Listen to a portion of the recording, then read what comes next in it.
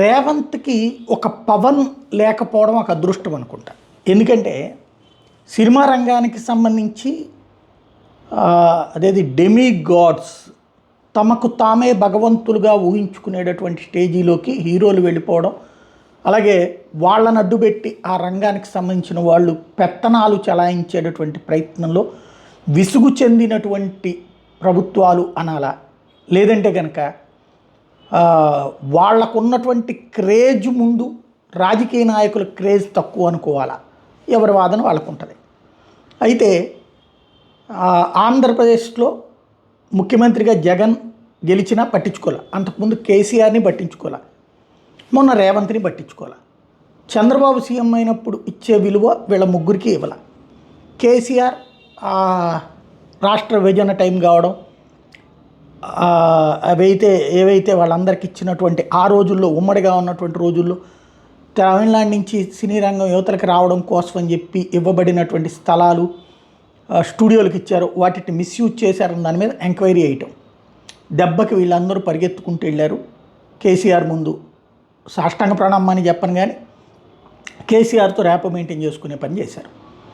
అక్కడ ఏ పవన్ కళ్యాణ్ లేరు, ఎవరు కేసీఆర్ని విమర్శించాల. అప్పట్లో ముందైతే పవన్ కళ్యాణ్ కేసీఆర్కి ఒక రకంగా కొరకరాని కొయ్యే.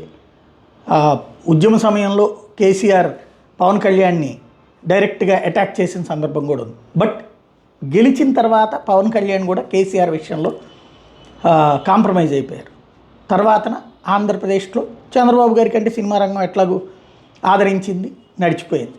తర్వాతన జగన్ అధికారంలోకి వచ్చాడు, కేసీఆర్ అక్కడ అధికారంలోకి వచ్చాడు. వాళ్ళిద్దరు అధికారంలోకి వచ్చినటువంటి సందర్భంలో కేసీఆర్కి ఎట్లాగూ లాయలిస్ట్గా ఉన్నటువంటి సినిమా రంగం ఇక్కడ మాత్రం జగన్ ముఖ్యమంత్రిగా అంగీకరించలేదు, పట్టించుకోలేదు. దాని ఉద్దేశమే కావచ్చు, లేదంటే కనుక పేదలకి నేను అన్నీ చేస్తున్నానని చెప్పుకునే ఉద్దేశమే కావచ్చు. జగన్మోహన్ రెడ్డి ఏం చేశాడు, టిక్కెట్ల రేట్లు తగ్గించాడు. దాంతో కంగారు పడినటువంటి సినిమా రంగం అర్జెంటుగా వచ్చి చిరంజీవి గారిని ముందు పెట్టి సినిమా టిక్కెట్ల రేట్ల తగ్గింపు గురించి మీటింగ్కి వస్తామన్నారు, రమ్మన్నారు, మీటింగ్ పెట్టారు.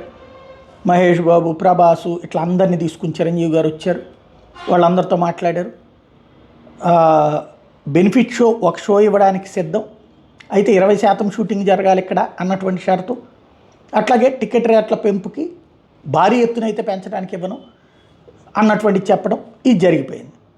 ఆ తర్వాత కూడా అడ్డదిడ్డంగా 1000 రూపాయలు 2000కి ఇవ్వలేదు జగన్మోహన్ రెడ్డి.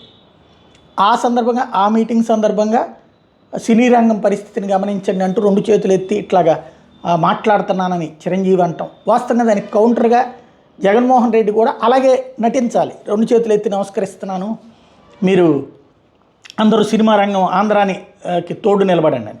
అతనైతే మీరందరూ ఇక్కడికి వచ్చేయండి, వైజాగ్కి వచ్చేసేయండి, మీకు ఇళ్ళకి స్థలాలు ఇస్తాను, స్టూడియోలకు స్థలాలు ఇస్తాను, ఓ జూబ్లీ హిల్స్ బంజారా లాగా చేద్దామని కూడా చెప్పాడు. అందులో ఎక్కడ మీరందరూ నాకు డబ్బులు ఇవ్వండి అన్నో లేకపోతే ఇట్లాగ లేదు.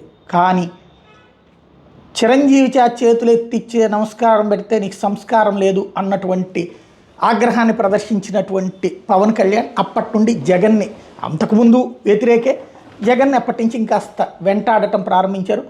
అదే పాయింట్ మీద, అంటే సినిమా రంగం మీద నీ పెత్తనం ఏంటి అన్నటువంటి పాయింట్ని తీసుకొచ్చే ప్రయత్నం చేశారు. ఇప్పటికి కూడా అదే మాట్లాడతారు.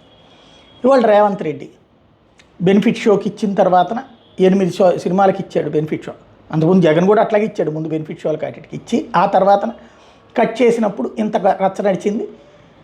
ఓ రకంగా జగన్ మీదన తీవ్ర ద్వేషం పవన్ కళ్యాణ్కి పెరగడానికి కారణమైనటువంటి దాంట్లో అదొకటి. బట్ ఇప్పుడు అదే సినీ రంగం రేవంత్ అయితే ఏకంగా ఒకళ్ళది ఫామ్ హౌస్ పగలగొట్టాడు, ఒకళ్ళని తిట్టకుండా తిట్టాడు. రెండో పక్కన ఏది సమంత ఇష్యూ, మోహన్ బాబు ఇష్యూ, ఇప్పుడు అల్లు అర్జున్ అరెస్టే చేసి జైల్లో కూడా పెట్టాడు. ఇదే పవన్ కళ్యాణ్ నోరు మెదపలేదు. ఇంకొకళ్ళు ఎవరు మామూలుగా సినిమా రంగం వాళ్ళు ఎవరు వెళ్ళి జస్ట్ అతన్ని హగ్ చేసుకున్నందుకే ఇవాళ రోజు ఇంత సినిమా చూపెట్టాడు రేవంత్ రెడ్డి. బట్ సినిమా వాళ్ళందరూ వెళ్ళి అక్కడ చేతులు కట్టుకుని తమ అప్పీల్ చేసుకోవాల్సి వచ్చింది. అక్కడ ఇట్లా మాట్లాడే వాళ్ళు ఎవరూ లేరు. ఏంటి నీ దగ్గర మోకరెళ్ళాలా, నువ్వెంత, నీ అహంకారం ఎంత, నీ దించుతా అనేటటువంటి వాళ్ళు లేరు. అది రేవంత్కి అదృష్టం అనుకుంటా.